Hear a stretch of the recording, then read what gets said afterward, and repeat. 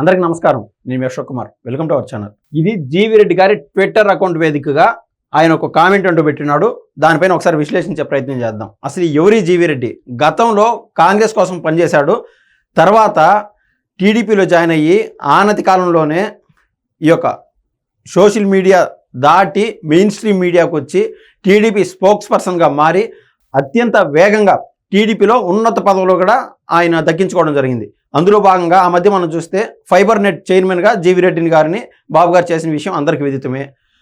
So కష్టపడే వారికి అంటే ఎవరైనా కాస్త ఎక్కువ కాలం కష్టపడి ఉండొచ్చు కాక, కానీ వాళ్ళకి ఏదో ఒక రోజు ప్రభుత్వంలోనూ ఆ యొక్క టీడీపీ పార్టీలోనూ వారికంటూ కొన్ని అవకాశాలు దక్కుతాయనడంలో జీవి రెడ్డి గారు ఒక శాంపుల్ ఎగ్జాంపుల్.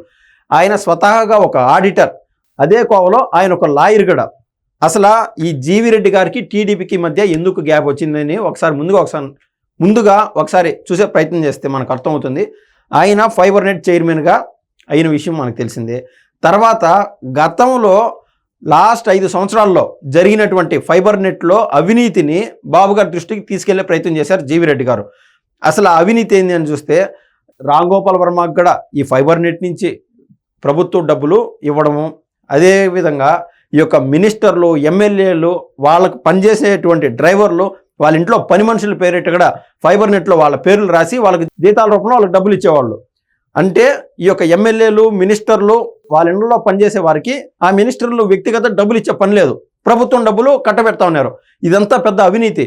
సో వీటన్నిటికీ బాధపడి జీవి రెడ్డి ప్రభుత్వం దృష్టికి 1-2 సార్లు తీసుకెళ్లే ప్రయత్నం చేశారు. బాబు గారు బిజీగా ఉండడం వలన ఆయన దగ్గర ఉన్నటువంటి మెయిన్ కమిటీకి అప్పచెప్పాడు. సో ఏదైనా కాస్త ప్రాసెస్ తీసుకుంటుంది, 1 నెల 15 రోజులు అట్లా ప్రాసెస్ తీసుకుంటుంది.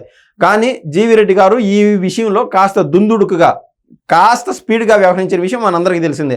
కాస్త ఓపిక పట్టింటే 2 నెలలుగా ఓపిక పట్టింటే ఆయనకు తగు న్యాయం జరిగేదని సోషల్ మీడియాలో కావచ్చు, అటు టీడీపీ కార్యకర్తలు కావచ్చు, ఒక ఆవేదన, బాధ అనేది నెలకొన్న విషయం మనందరికీ తెలిసిన విషయమే. కానీ సోషల్ మీడియా వేదికగా ఆయన రాజీనామా చేసిన తర్వాత ఏ టీడీపీ కార్యకర్త కానీ ఎవరు కానీ జీవి రెడ్డి గారికి వ్యతిరేకంగా ఒక్క పోస్ట్ కూడా పెట్టలేదు అనడం అక్షర సత్యం. మన కళ్ళ ముందున్న సబ్జెక్టే ఇది. ఇక్కడ ఎందుకు పెట్టలేదు జీవి రెడ్డి గారి పైన ఏది ఒక తప్పుడు పోస్ట్ కానీ లేదా జీవి రెడ్డి గారి కౌంటర్గా కానీ ఏ రోజు ఒక పోస్టర్ కూడా పెట్టలా. ముందుగా ఆయన ఏదైతే కామెంట్ పెట్టాడో అది చూసే ప్రయత్నం చేద్దాం.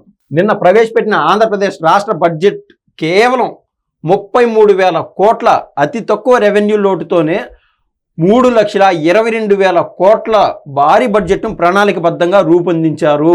ఎవరు? నారా చంద్రబాబు నాయుడు గారి గురించి ఒక వారం రోజుల నుంచి ఆయన ఎవరికి టచ్లోకి రాల. ఉన్న పళ్ళంగా ఒక ట్వీట్ అంటూ ఆయన పరంగా వెలువరిచాడు. నేను నా వృత్తిని కొనసాగిస్తూనే రాజకీయాలకు దూరంగా ఉన్నప్పటికీ నారా చంద్రబాబు నాయుడు గారి నాయకత్వం పట్ల నాకు ఎప్పటికీ గౌరవం, అభిమానం ఉంటుంది. తక్కువ కాలంలోనే టీడీపీలోనూ ప్రభుత్వ వ్యవస్థలోనూ నాకు గౌరవప్రదమైన బాధ్యతలు అప్పగించడం నా జీవితంలో ఎప్పటికీ మర్చిపోలేను. ఈ అవకాశాన్ని నేను ఎప్పటికీ మా సార్ శ్రీ చంద్రబాబు నాయుడు గారికి రుణపడి ఉంటాను. ఆంధ్రప్రదేశ్ అభివృద్ధి, ప్రజా సంక్షేమం కోసం 2029లో కూడా మా సార్ ముఖ్యమంత్రి అవ్వాలి. రాష్ట్ర పురోగతికి ఆయనకు మద్దతుగా నిలవడం ప్రతి అభివృద్ధి కోరుకునే తెలుగు వ్యక్తి యొక్క బాధ్యత. ఇట్లు జీవి రెడ్డి అని ఆయన స్పష్టంగా ఆయన ట్విట్టర్ వేదికగా చెప్పాడు. మనం ఇప్పుడు చూస్తే ఈ విషయాన్ని చూస్తే ఏమర్థం అవుతుందంటే, అవకాశం అనేది ఒక చెత్త పార్టీలోనో, ఒక అవినీతి చేసే పార్టీలోనో, ఒక గూండాయిజం పార్టీలోనో అవకాశం వస్తుంది కదా ఎక్కువ డబ్బులు అని చెప్పి పోయే రకం కాదు కొంతమంది మనుషులు. అందులో ప్రథమ లిస్టులో జీవి రెడ్డి గారు కూడా ఉంటారు. మొన్న ఆయన ఒక వారం రోజులు గ్యాప్ తీసుకున్నాడు, ఫోన్ స్విచ్ ఆఫ్లో ఉన్నాయి. ఆ సమయంలో అటు సాక్షి, అటు వైసీపీ క్యాడర్ ఈయన మోసేసింది. టీడీపీకి జీవిరెడ్డి దూరం అయిపోయినాడు, త్వరలో జీవిరెడ్డి మెడలో వైసీపీ కన్నుగా వేయగలుగుతున్నాము అని చెప్పి వాళ్ళు సమ్మరపడిపోయినారు. ఆయన్ని హైలైట్ చేస్తా కొన్ని వార్తలు రాశారు. ఇప్పుడు రాయండి, చేతనైతే ఇప్పుడు అదే వార్తలు రాయండి. ఇప్పుడు రాయలేరు కూడా.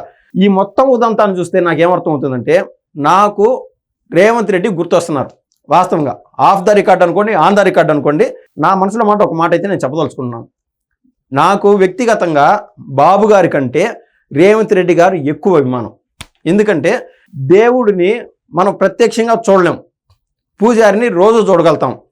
అంటే దేవుడికి ఈ యొక్క భక్తుడికి అనుసంధానంగా ఉండే వ్యక్తి ఎవరైనా ఉండాలంటే ఒక పూజారి. నాకైతే డైలీ మాట్లాడగలుగుతాము ఆ విధంగా, అంటే కొంచెం దగ్గరగా ఉంటారు. అంటే దేవుడు, నేను ఇక్కడ చెప్పొచ్చేది ఏంటంటే, దేవుడు చంద్రబాబు నాయుడు గారు అయితే పూజారి రేవంత్ రెడ్డి గారు, అదే కోవలో జీవి రెడ్డి గారు, ఇటువంటి వారు ఎప్పటికీ దేవుడికి ద్రోహం అంటూ చేయరు. కొంతమంది వెన్నుపోటుదారులు అవకాశం ఉంటే ఫార్ సపోజ్ మతాల పరంగాని కాదు, అటు ముస్లిమ్స్, ఇటు క్రిస్టియన్స్, ఇటు హిందూస్ ఎవరి భక్తి వాళ్ళు చూపించుకుంటూ ఉంటారు. కానీ డబ్బులు వస్తున్నాయి కదా అని హిందూ మతం నుంచి ఉన్న పరంగా క్రిస్టియన్ మతానికి మారిపోవడము, క్రిస్టియన్ మతం నుంచి హిందూ మతానికి మారిపోవడం, ఇటువంటి చేయడం చాలా తప్పు అని నేనైతే భావిస్తాను. సో దేవుడు ఎప్పటికీ దేవుడే. జీవిరెడ్డి గారు వైసీపీ కండువాగా కప్పుకుని నింటే ఆ యొక్క పూజారికి ఉండే విలువ కూడా కోల్పోయేది.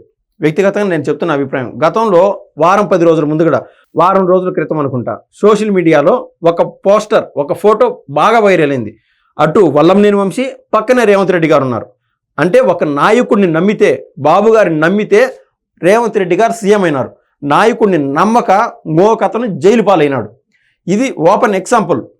ఇదే కోవలో మనం కొద్దిమంది వ్యక్తులను చూస్తే, ఇప్పుడు రాష్ట్ర ఆర్థిక మంత్రిగా ఉన్నటువంటి పయ్యావల కేశవ్ గారు కావచ్చు, అదేవిధంగా బుచ్చయ్య చౌదరి గారు కావచ్చు, ఇంకా అయ్యన్న పాత్రుడు గారు కావచ్చు, కులాలకు అతీతంగా అటు జీవిరెడ్డి, రేవంత్ రెడ్డి వీళ్ళంటే నాకు అభిమానం అని ఎందుకు చెప్తున్నాను, దాన్నైనా మీరు అర్థం చేసుకోండి. అంటే టీడీపీ అనేది కులాల పార్టీ కానే కాదు. అక్కడ నాయకుడిని నమ్మితే ఏ విధంగా కొంతమంది నికార్సైన కార్యకర్తలు ఎంత బలంగా ఉంటారనేది దానికి జీవిరెడ్డి గారు, అటు రేవంత్ రెడ్డి గారు ఇద్దరు ఉదాహరణే. గతంలో రేవంత్ రెడ్డి గారు పార్టీ నుంచి వెళ్లాల్సిన పరిస్థితి వచ్చినప్పుడు, పార్టీ నుంచి వెళ్ళిపోవాలని నిర్ణయం తీసుకున్నప్పుడు ఆయన హుటాహుటిన విజయవాడకు వచ్చి, సార్ తెలంగాణలో ప్రస్తుత పరిస్థితులు అసలే బాగోలేవు, కావాలని కార్నర్ చేసి టార్గెట్ చేస్తున్నారు, ఇది ఈ సమయంలో టీడీపీలో ఉండడం అనువైన పని కాదు, ఇది సార్ నా పరిస్థితి అని చెప్తే, సరే రేవంత్ గో హెడ్ అని బాబు గారు కూడా చెప్పారు.